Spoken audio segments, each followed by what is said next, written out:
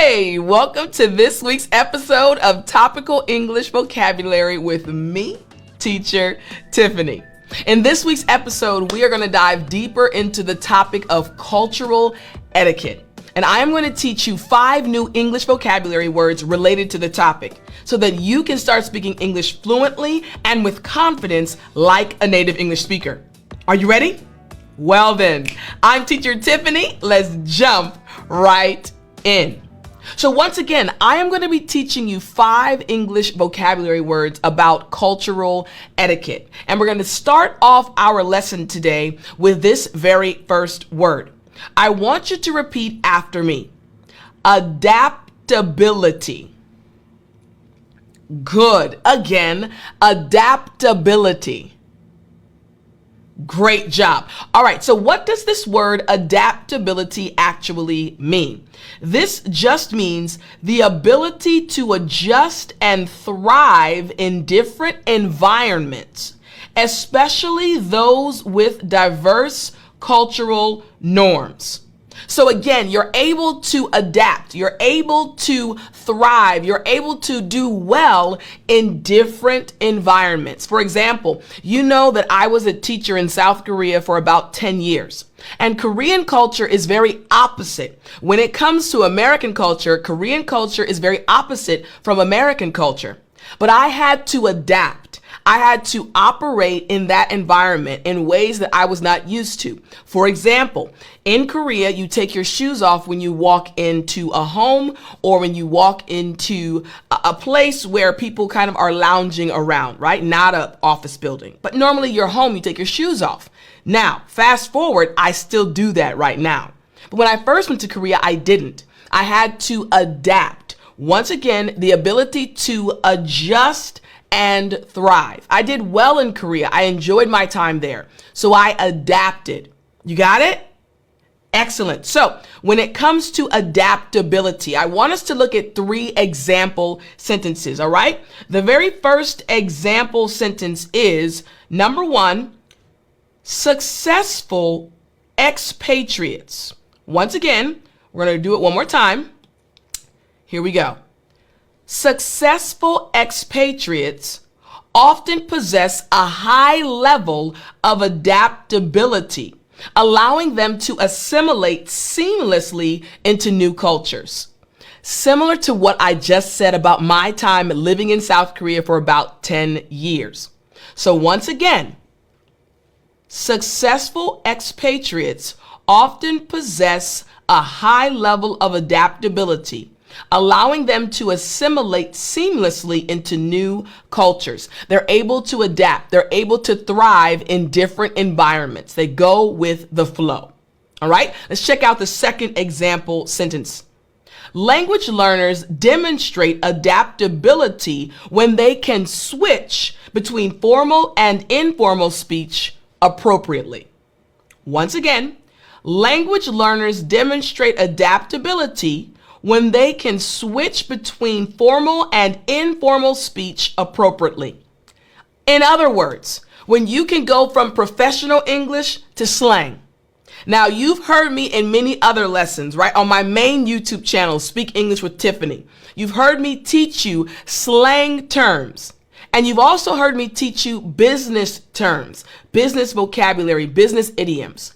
2 different sides, right? Professional and slang. Professional and informal. Formal and informal, right? When you're able to switch between the 2 and know when the right time to use certain words is, that shows, once again, adaptability. You got it? Excellent. All right, here we go. The third example sentence. The company values employees who show adaptability in responding positively to changes in the workplace. Once again, the company values employees who show adaptability in responding positively to changes in the workplace. You got it? Excellent. So once again, the very first vocabulary word about cultural etiquette is adaptability. All right, good. Now we're going to move on to the second vocabulary word, keeping in mind we're still talking about cultural etiquette. These are words you can use whenever this topic comes up so that you can speak English fluently about the topic. All right, so our second vocabulary word is sensitivity. Good. Again, sensitivity. Excellent. Now, what does this word actually mean? It means awareness and understanding of the feelings and needs of others, especially in relation to cultural differences. You are aware of cultural differences. You're aware of how people feel and what their needs are. For example, I believe that I am a very sensitive person. I am sensitive to the needs of my students, even to you. As you're watching this lesson or listening to this lesson, I am sensitive to the fact that you are having a hard time learning new English vocabulary words. So I'm taking my time to speak clearly, to explain it very clearly so that you can understand.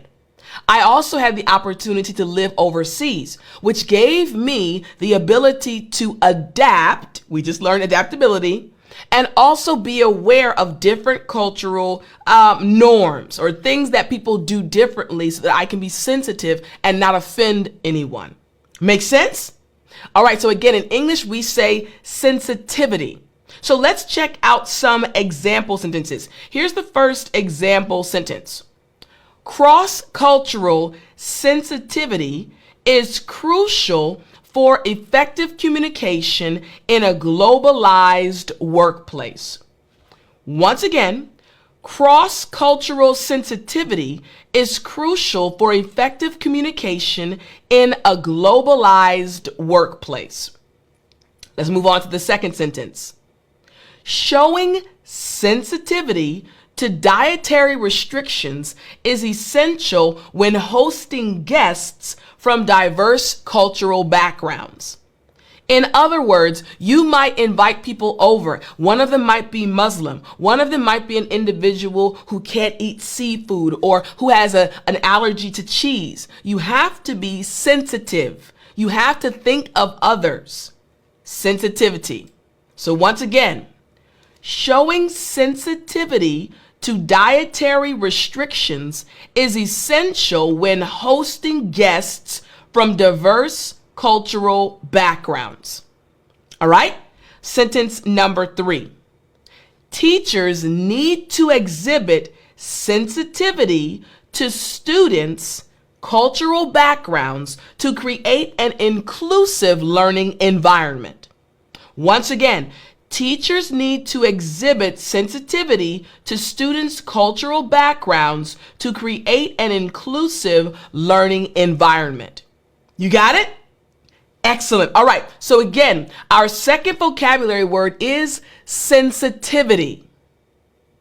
Good. Now we've learned 2 words so far. The very first word, adaptability. Excellent. The second vocabulary word, yes, sensitivity. Excellent, excellent. Now, I do want to remind you, everything that I am teaching you right now actually was sent out via email. Every day from Sunday to Friday, I send out an email with 5 English vocabulary words where I help you improve your English vocabulary based on a topic. So I'd like you to get this totally for free. All you have to do is go to www.dailyenglishvocabulary.com. Enter your email address and your name, and I'll start sending you this free email every day from Sunday to Friday with 5 new English vocabulary words every single day. My goal is to help you improve your English vocabulary so that you'll be able to speak English fluently like a native English speaker. So go to www.dailyenglishvocabulary.com, or you can hit the link that's right in the description. Okay, so let's move on to our third English vocabulary word about this topic of cultural etiquette. All right, so our third English vocabulary word is tact. Good. Again after me. Tact.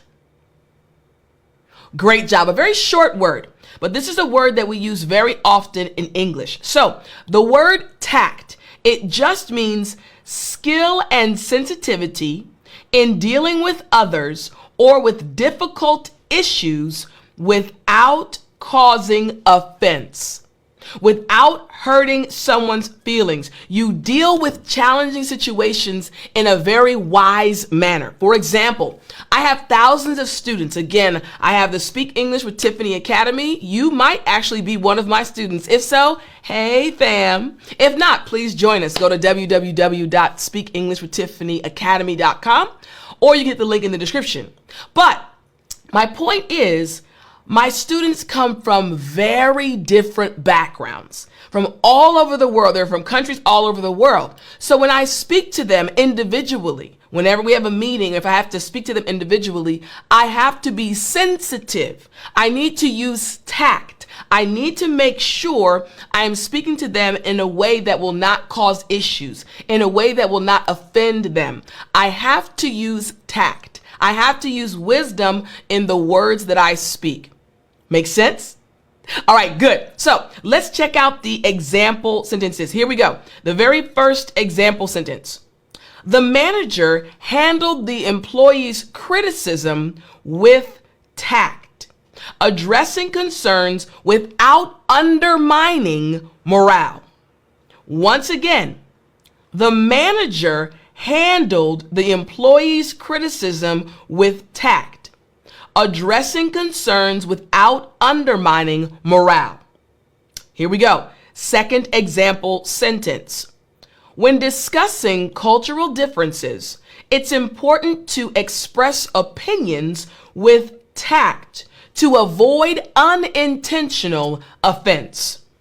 Once again, when discussing cultural differences, it's important to express opinions with tact to avoid unintentional offense. And finally, our third example sentence. Tactful negotiation is a key skill in international business dealings.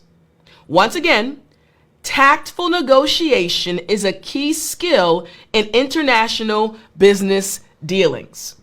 You got it? Good. Again, so number 3, tact.